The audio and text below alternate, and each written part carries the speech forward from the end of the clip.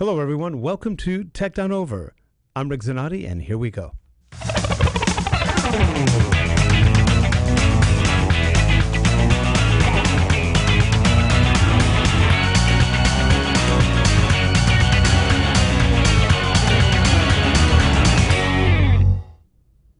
And we are back, and today we're going to talk about cameras. We're going to talk about what kind of camera you want, need, or desire. And that's going to make a difference to what kind of budget you have and everything else. Let's talk about cameras. I get a lot of emails, questions, some chats. What kind of camera should I buy? I don't know, whatever you want, I guess. But that always beckons a question. What kind of camera do you need? For example, we do a lot of video shooting with the Canon GH5. It's a great camera that can shoot video very well, better than some camcorders at times.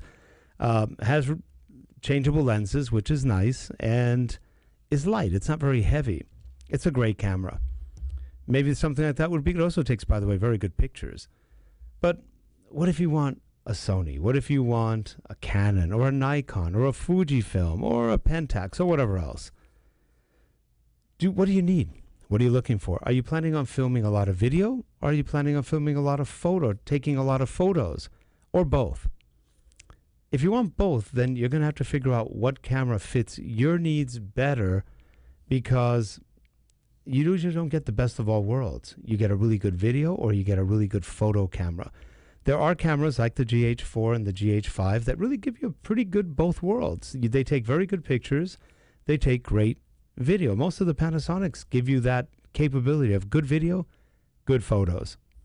But you could want something like a Sony A9, for example. What's a mere $4,500, right? $4,500. Oh, come on. You can make that on a welfare check.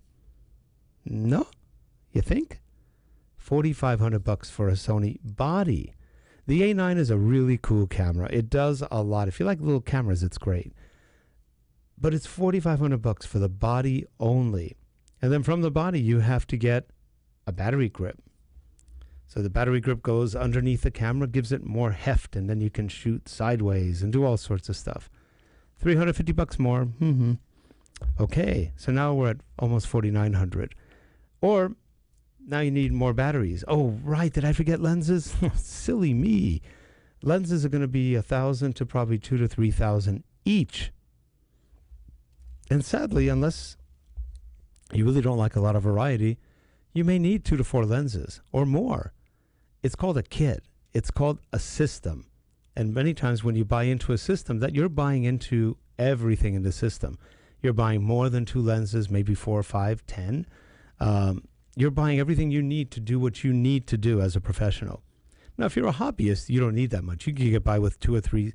For a hobbyist, get a good prime lens and get a good zoom lens. That's all you need. That may be good enough for everything you shoot.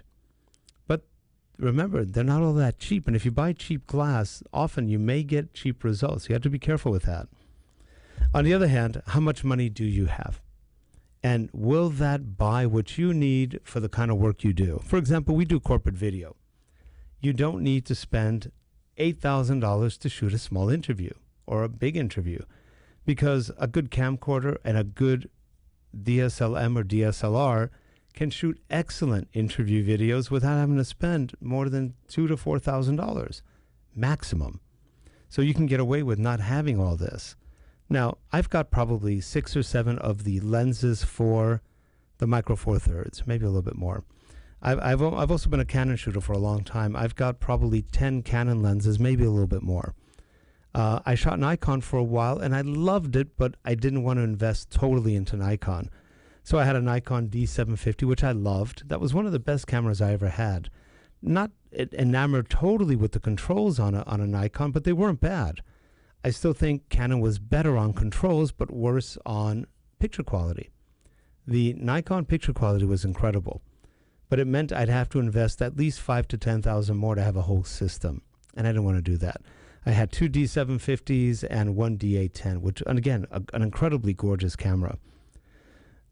But it was a compromise. A lot of the things you do in this world are compromises. You can get all sorts of cameras, but they're usually a compromise because one camera has what the other one doesn't and vice versa. And then what you really want is to get them all together and mash them together and have the camera.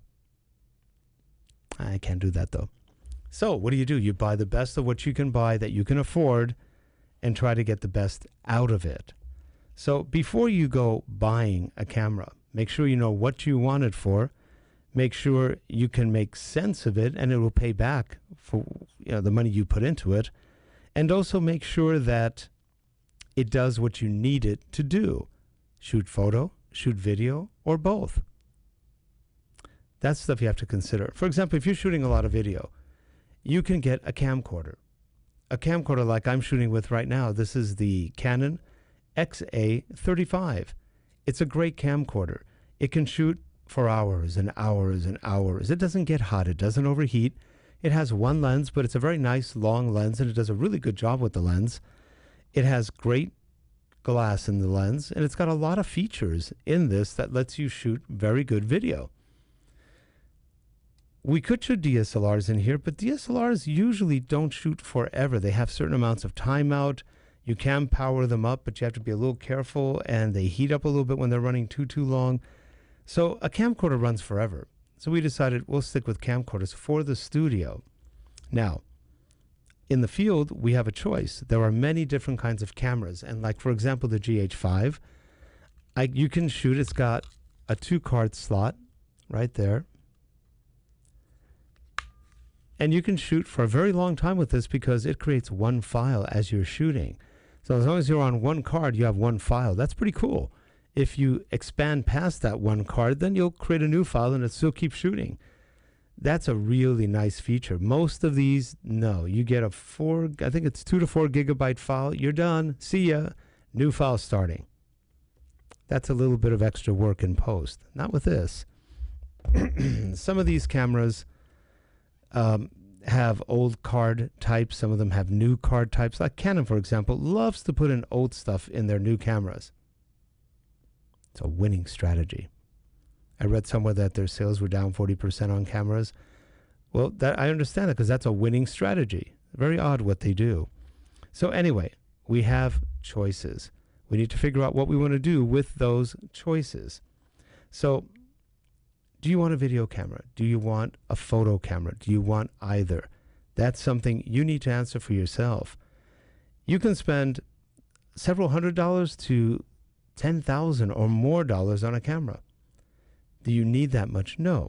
I know a guy who bought himself a Canon 1DX, 4K video, everything. He's got lenses. He bought expensive lenses, but you know what? He has no eye. He can't see it in his head.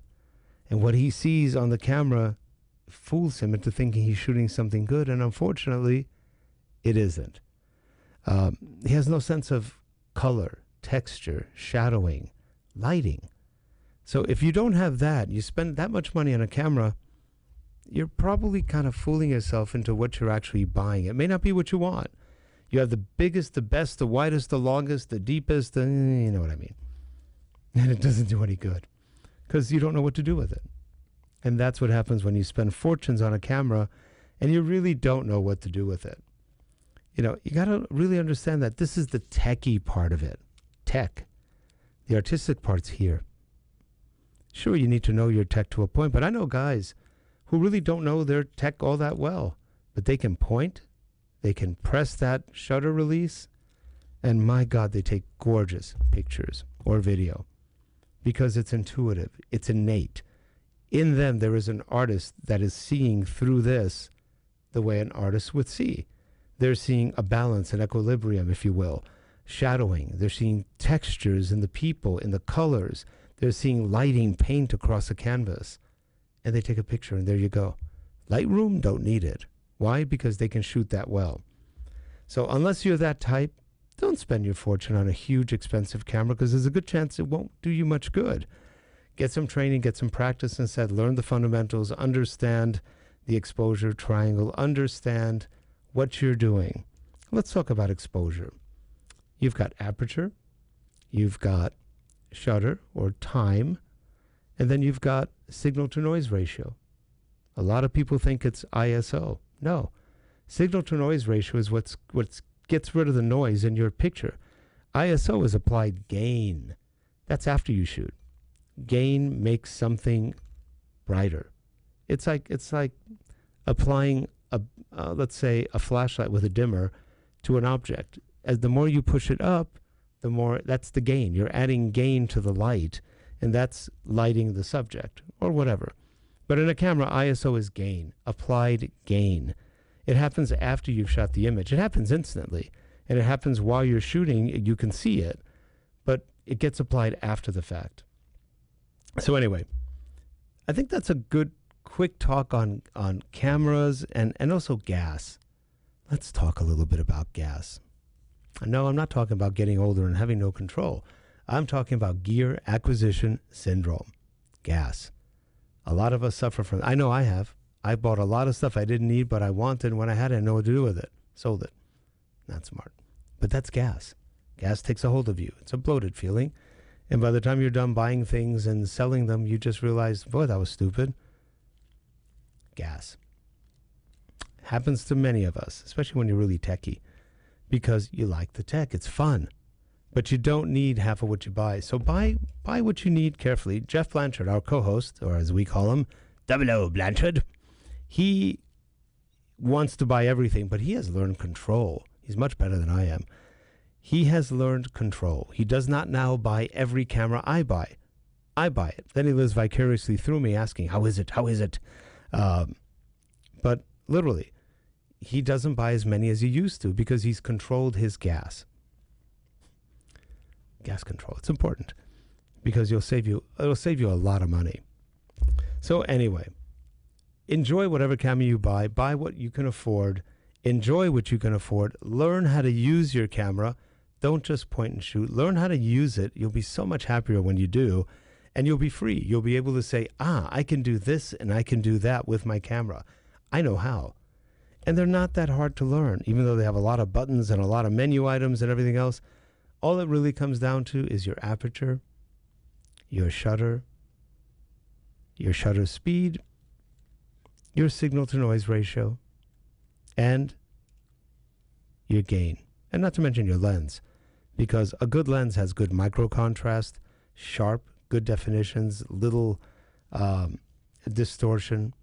So that's a good lens. So anyway, for Tech Down Over, I think I've talked enough, haven't I?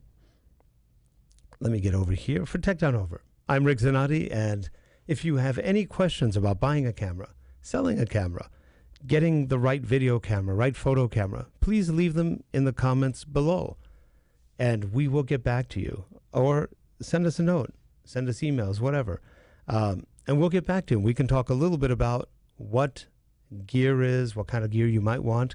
And if you have any comments on gear you have, tell us what you like, what kind of cameras you'd buy. For Tech Down Over again, I'm Rick Zanotti. Have a good one. We will see you next time on the show. Take care, everyone. Bye-bye.